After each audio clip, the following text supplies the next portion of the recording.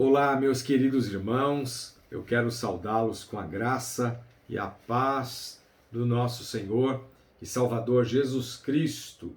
Mais uma vez estamos felizes e renovados debaixo da graça de Deus.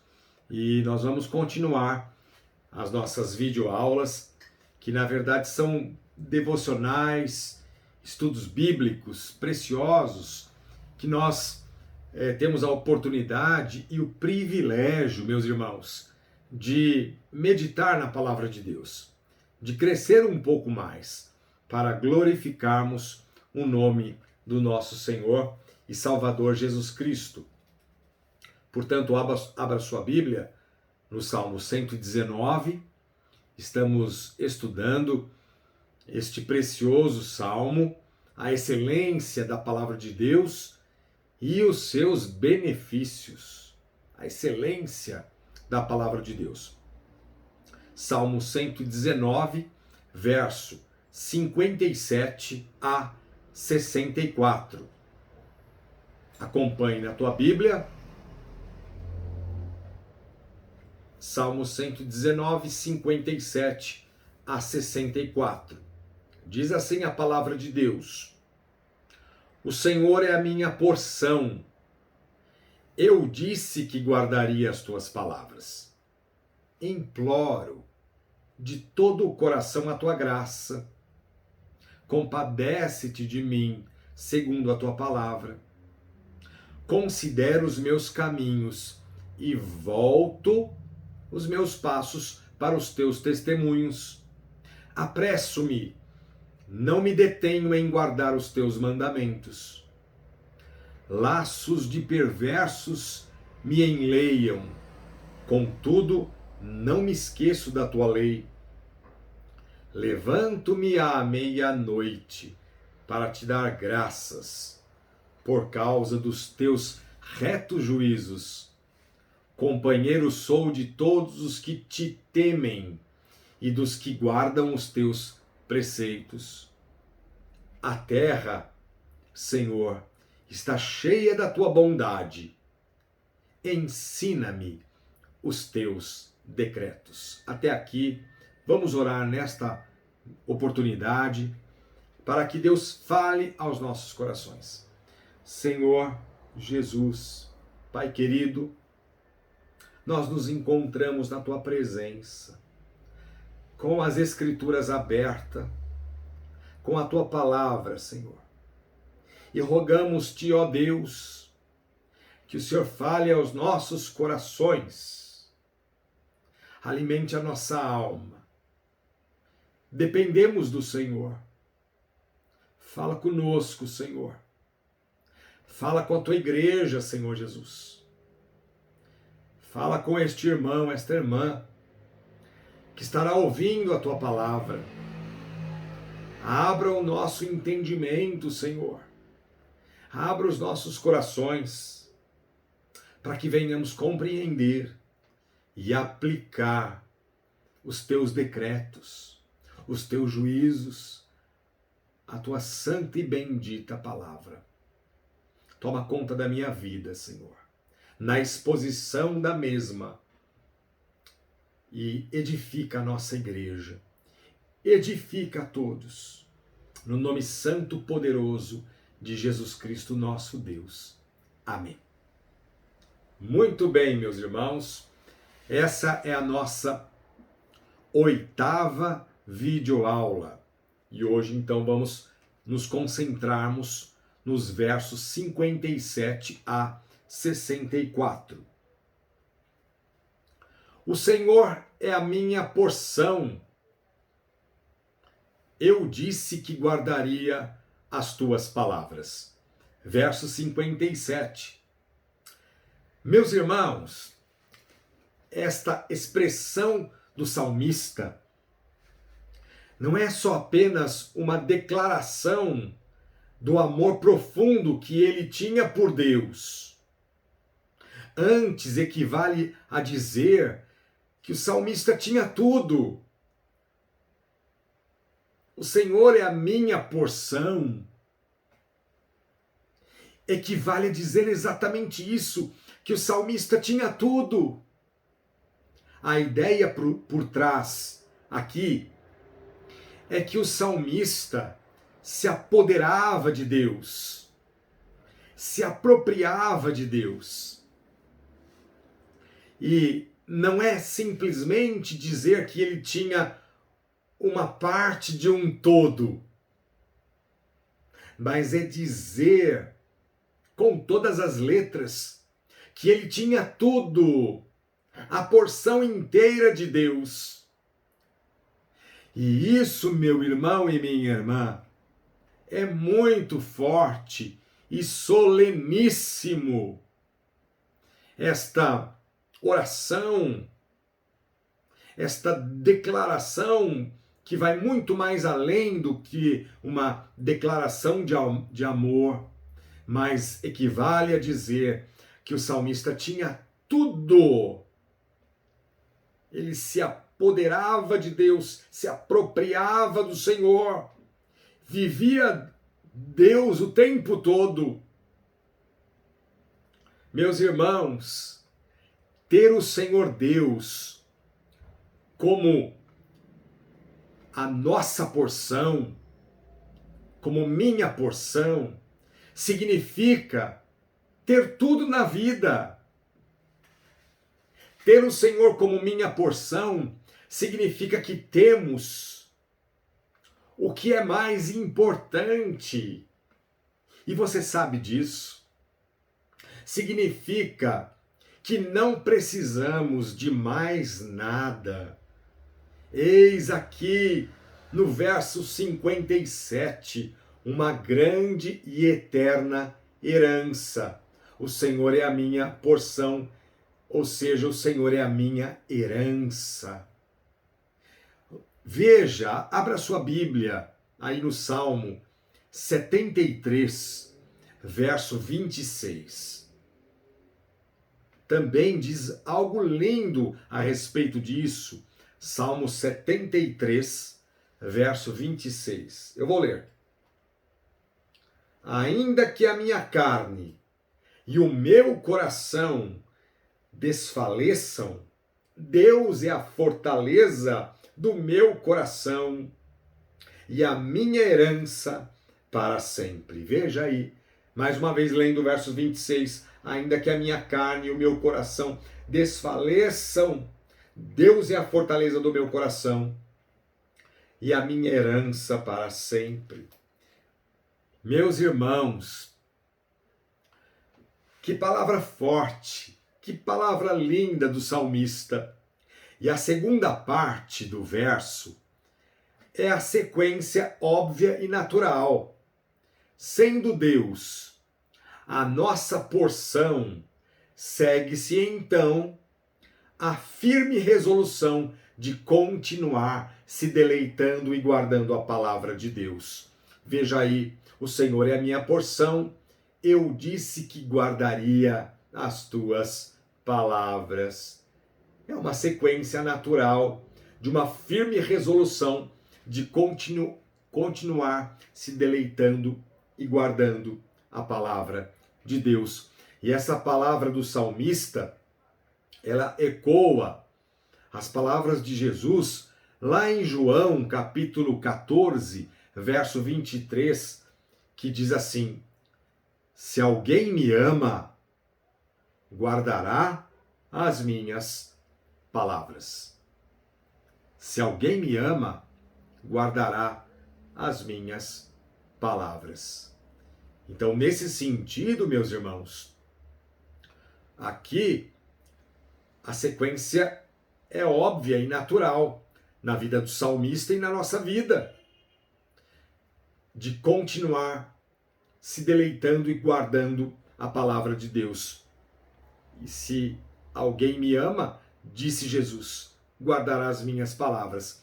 O amor do salmista por Deus como sua herança, como sua porção, o levou a guardar as palavras de Deus.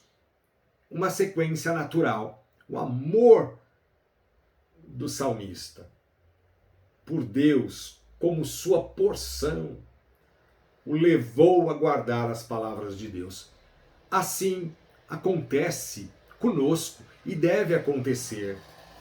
A resolução, por exemplo, meus irmãos, de desejar a Deus, de ansiar por Deus e de se deleitar no Senhor é uma prova incontestável de que o Espírito Santo tem operado no coração de todo crente e desvendado os olhos espirituais. É uma prova incontestável a resolução de desejar, de ansiar por Deus, de se deleitar na palavra de Deus. E à medida que o crente vai tendo mais e mais a determinação em guardar a palavra de Deus, ele estará mais preparado a enfrentar as provações e todas as tentações que porventura lhe recaiam sobre ele.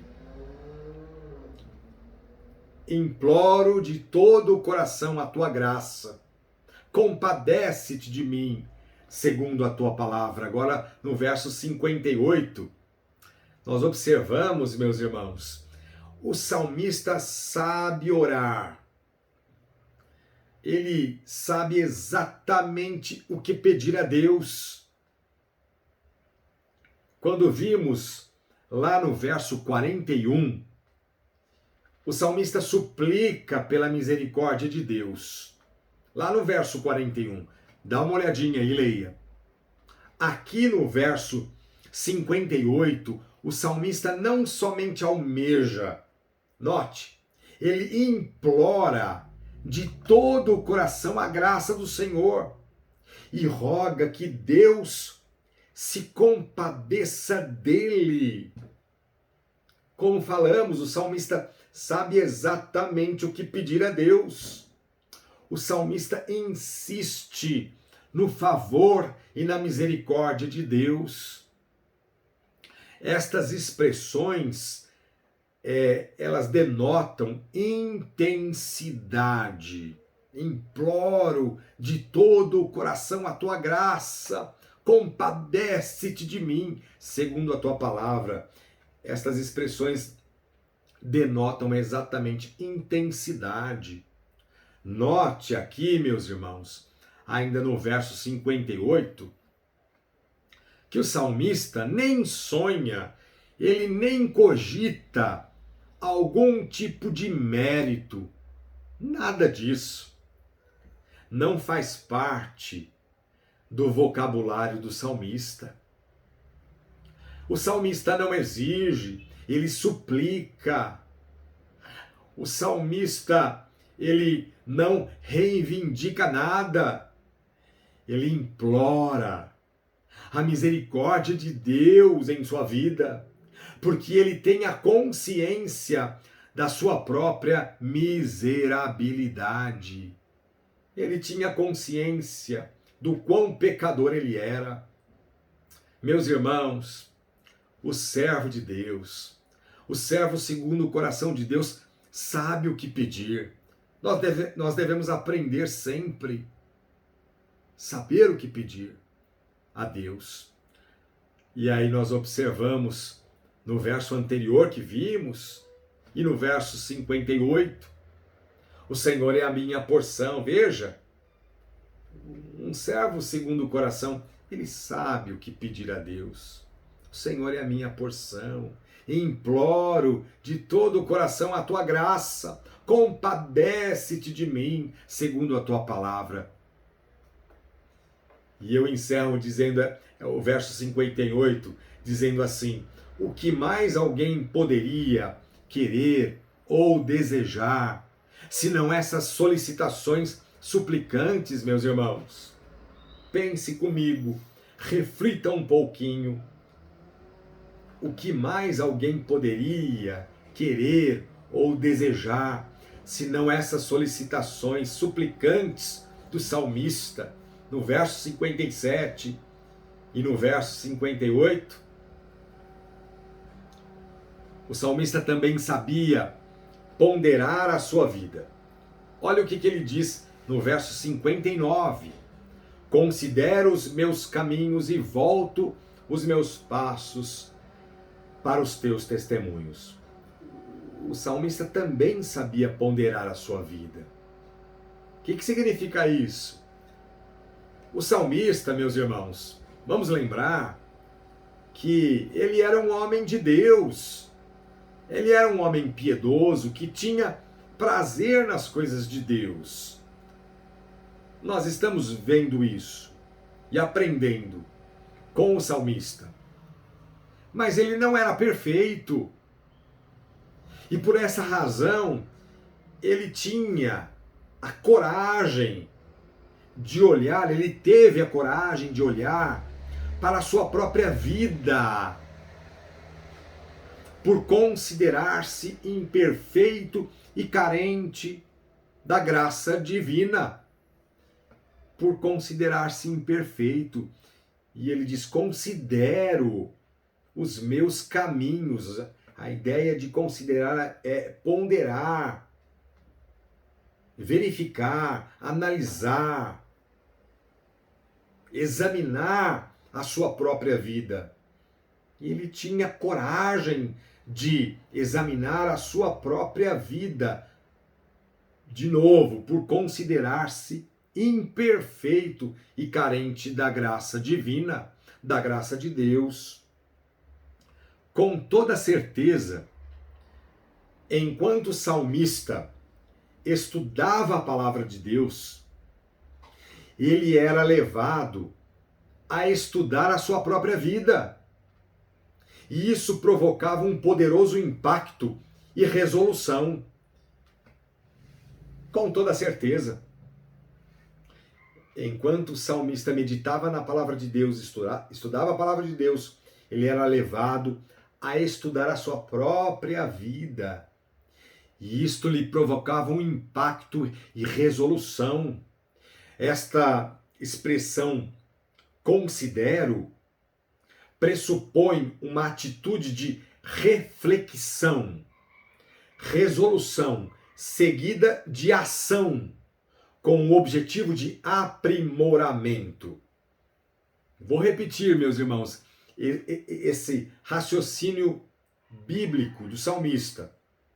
Esta expressão que ele diz, considero os meus caminhos, pressupõe uma atitude de reflexão, resolução, seguida de ação, com o objetivo de aprimoramento.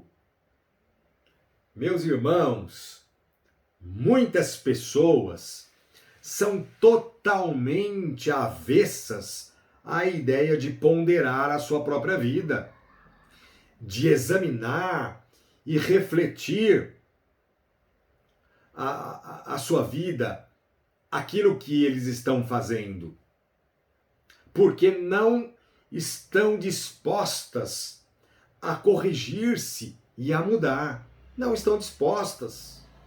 Por isso que muitas pessoas são totalmente avessas à ideia de se examinar, de ponderar. Pessoas assim não suportam a ideia de serem analisadas, porque não querem mudar. Mas o cristão pensa diferente. O cristão deve ser diferente. É dever de todo crente genuíno ponderar a sua vida, analisar a sua vida. À semelhança do salmista, devemos refletir, considerar o que está de errado e tomar atitudes práticas com o objetivo de aprimoramento para a honra e glória do Senhor. No verso 60 diz assim: apresso-me, não me detenho em guardar os teus mandamentos. Olha que expressão forte, meus irmãos.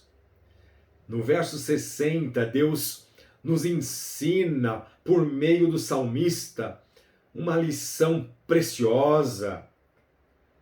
Aqui, meus irmãos, nós somos ensinados por Deus, prontidão, apresso-me, não me detenho em guardar os teus mandamentos, prontidão, dedicação, zelo, decisão e competência em aplicar a palavra de Deus. Logo de cara, nós aprendemos isso. Deus quer nos ensinar estes princípios: prontidão, dedicação, zelo, decisão e competência em aplicar a palavra de Deus. O salmista diz: apresso-me e não me demoro em guardar os teus mandamentos. Meu irmão e minha irmã, o salmista não era lento, não se delongava, ele não perdia tempo concernente às coisas de Deus. Qual é a lição que aprendemos? A lição que aprendemos é que devemos evitar a procrastinação. Devemos evitar a procrastinação. E o que é a procrastinação? É adiar, é deixar para mais tarde. Lamentavelmente, meus irmãos, somos velozes e apressados em satisfazer os desejos da nossa natureza carnal. Mas o salmista nos deixa alguns passos aqui mesmo para não deixarmos para depois as coisas relacionadas a Deus. Aqui mesmo, nos versos anteriores, o salmista nos deixa algumas diretrizes bem delineadas nos versos 57, 58, 59 e 60, para não deixarmos para depois as coisas relacionadas a Deus. Reflita um pouquinho, pondere, leia, depois que acabar o estudo bíblico, os versos anteriores, esses passos que Deus nos deixou aí mesmo, nesse precioso, nesta porção, essas diretrizes para não deixarmos para depois as coisas relacionadas a Deus. Laços de perversos me enleiam, contudo não me esqueço da tua lei. Verso 61. E aqui no verso 61, o salmista diz que os perversos tinham como objetivo prendê-lo com cordas, atá-lo, enredar o salmista. O sentido aqui, meus irmãos, é qualquer forma de esquema, de trama maligna para impedir o salmista de prosseguir amando a Deus. Os perversos queriam criar obstáculos para esse homem de Deus, para o salmista. Mas nada o desviava do foco, nada o desviava do foco, nada o desviava da vida que o salmista tinha em devoção, em intimidade, comunhão e consagração a Deus. O salmista completa dizendo: não me esqueço da tua lei. Laços de perversos me enleiam. É exatamente isso o que o salmista está dizendo. Laços de perversos me enleiam. Quer me prender, quer me enredar. Contudo, não me esqueço da tua lei.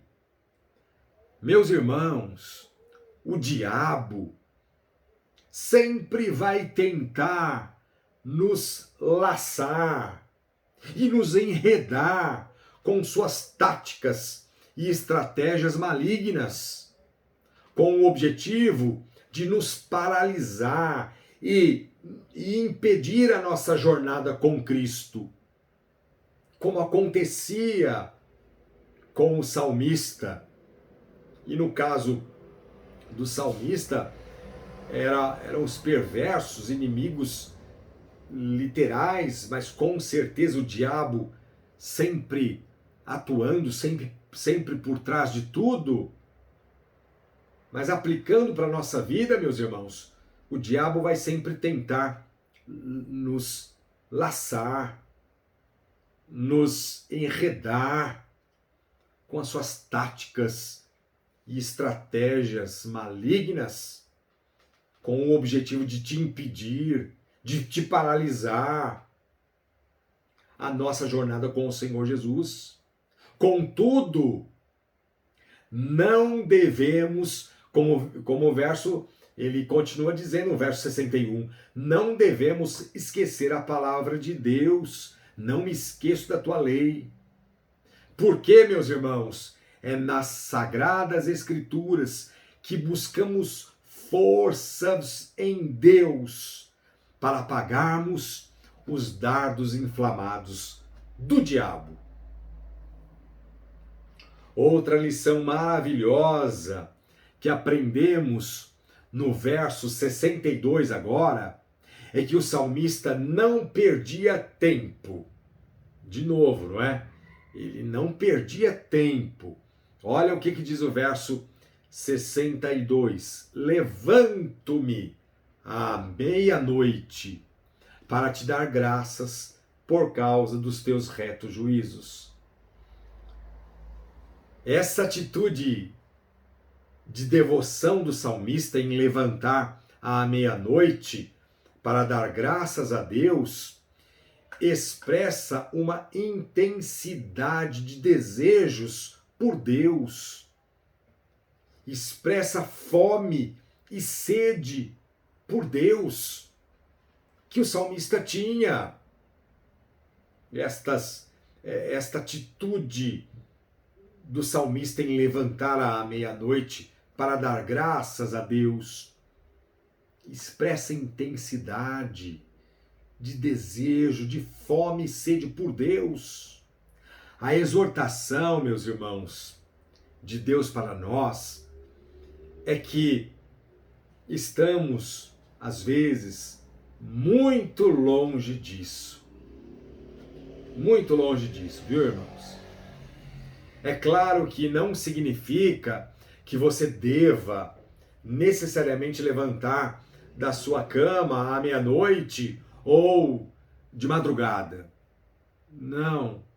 Mas o princípio aqui, meus irmãos, que o Senhor Deus quer que percebamos no verso 62, é acerca das nossas prioridades e das nossas motivações. Esse é o princípio que Deus quer que percebamos. As nossas prioridades, as nossas motivações. Que Deus nos conceda mais fome e sede de Deus, assim como vemos na vida do salmista. Companheiro sou, verso 63, de todos os que te temem e dos que guardam os teus preceitos. No verso 63 aqui, meus irmãos, o salmista diz que ele era companheiro daqueles que temiam e dos que guardavam os preceitos de Deus. É exatamente isso que o salmista quer dizer. Ele era companheiro destes, que temiam e dos que guardavam os preceitos de Deus. Em outras palavras, o salmista vivia colado com aqueles que podiam lhe acrescentar algo. É exatamente isso. Companheiro sou de todos os que te temem e dos que guardam os teus preceitos. Agora, O que é esse algo que podia acrescentar na vida do salmista? O que é esse algo que podia acrescentar? Por exemplo, um conselho sábio da parte de Deus. Um conselho sábio da parte de Deus. Algo que também poderia acrescentar mais ainda, somar à vida do salmista, é temor a Deus. Quando ele se deparasse com alguém, com algum companheiro, com algum irmão que também temesse a Deus. E isso iria somar respeito e obediência à palavra de Deus.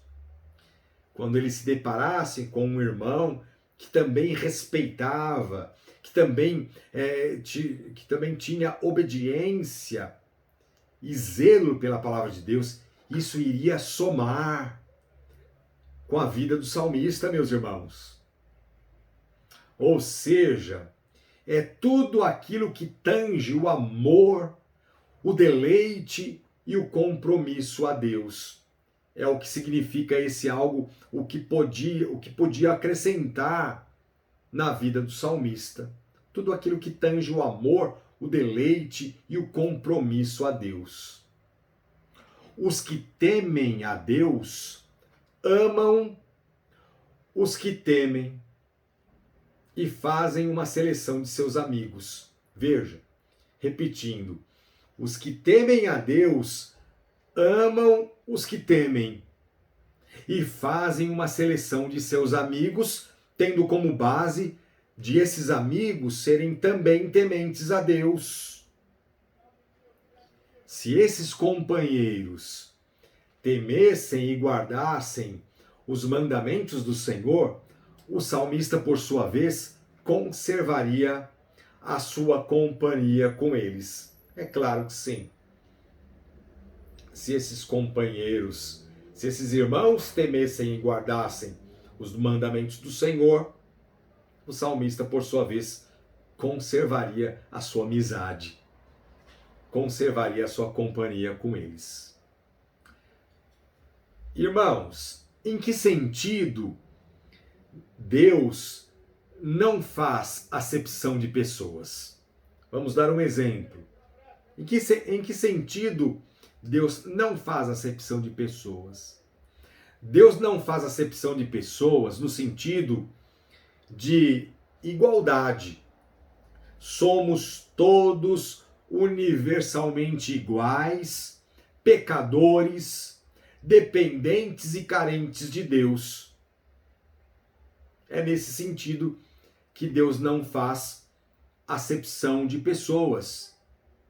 Sendo assim, nesse sentido, não devemos fazer acepção de pessoas, obviamente. Contudo, e eu vou para o Salmo 1, aquele que tem o prazer, note, aquele que tem o prazer na lei do Senhor e medita de dia e de noite, Salmo 1, ele não anda no conselho dos ímpios, não se detém no caminho, nos caminhos dos pecadores, e nem se assenta na roda dos escarnecedores. Agora eu quero ler um texto também. Veja o que diz Provérbios, capítulo 12, verso 26. Veja aí. A respeito disso também, meus irmãos. Provérbios 12, 26. Diz assim: o justo serve de guia para o seu companheiro. O justo serve de guia para o seu companheiro, mas o caminho dos perversos os faz errar. Agora, o capítulo 13, aí de Provérbios 13, 20.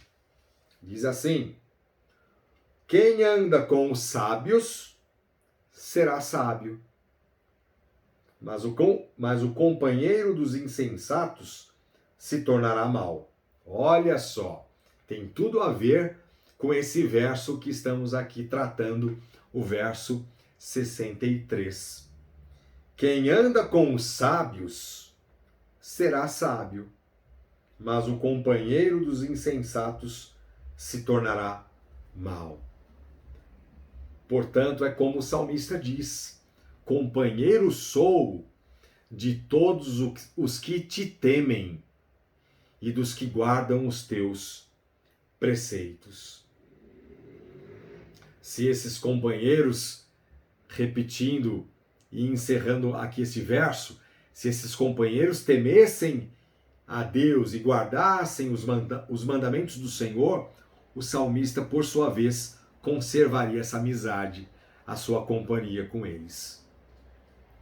Agora, no verso 64, o salmista encerra esta sessão engrandecendo a bondade de Deus. Ele afirma que a bondade de Deus está refletida em toda parte do planeta Terra. Por isso as pessoas se tornam indesculpáveis. Vamos ler o verso 64. A terra, Senhor, está cheia da bondade, da tua bondade.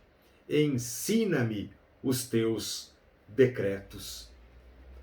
Portanto, o salmista ele encerra esta sessão engrandecendo a bondade de Deus.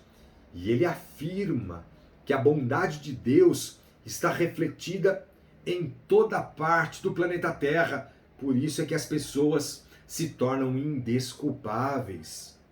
Sabe, meus irmãos, nós aprendemos na palavra de Deus, e a teologia, a nossa teologia reformada, encapsulou bem esse princípio que Deus derrama a sua graça especial e a graça comum. Nós aprendemos isso na palavra de Deus. Deus derrama a sua graça especial e a sua graça comum. Deus manifesta a sua graça especial, por exemplo, aos eleitos de Deus, desvendando a cegueira espiritual dos seus olhos. Essa é a graça especial, que Deus desvenda a cegueira dos olhos das pessoas. E a graça comum sobre todas as pessoas, indistintamente, em que a bondade de Deus é derramada e percebida, por exemplo, na obra da criação. Essa é a graça comum, em que Deus derrama a sua bondade, a sua misericórdia sobre todas as pessoas indistintamente, em que esta graça é percebida na obra da criação. Por isso que as pessoas se tornam indesculpáveis, como o apóstolo Paulo diz lá em Romanos, capítulo 1. Por exemplo, meus irmãos, vamos dar alguns exemplos. Deus faz vir chuva sobre maus e bons. Chuva sobre maus e bons. E a terra dá o seu fruto para ímpios e justos. Graça comum. Deus manifesta a sua bondade, concedendo ao homem em geral talento, inteligência, destreza e capacidade, por exemplo, de apreciar a estética, a natureza. Vemos, meus irmãos, em todas as profissões, excelentes profissionais, homens e mulheres, com grandes talentos. Isso é graça comum, mas que essas pessoas muitas vezes nada tem a ver com Cristo. Nada tem a ver com Cristo. Mas nós observamos, através da graça comum, em que Deus manifesta destreza, inteligência, talento, capacidade para as pessoas, excelentes profissionais em todas as áreas, mas que muitas vezes essas pessoas nada tem a ver com Deus, com Cristo. Deus manifesta, por exemplo, um outro exemplo, ele manifesta a sua bondade refreando os desejos malignos dos homens. Ele refreia a maldade humana. Se Deus deixasse o homem entregue a si mesmo, a humanidade já teria se destruído há muito tempo, meus irmãos. Se Deus deixasse. Por isso Deus manifesta sua graça comum, no geral, refreando a maldade humana. E é claro, meus irmãos, e encerrando, Deus manifesta a sua maravilhosa graça, a graça especial, salvando os seus escolhidos, seus eleitos, e lhes concedendo vida eterna. Que Deus te abençoe, que você tenha se alimentado um pouquinho mais na palavra de Deus. Em nome de Jesus, amém.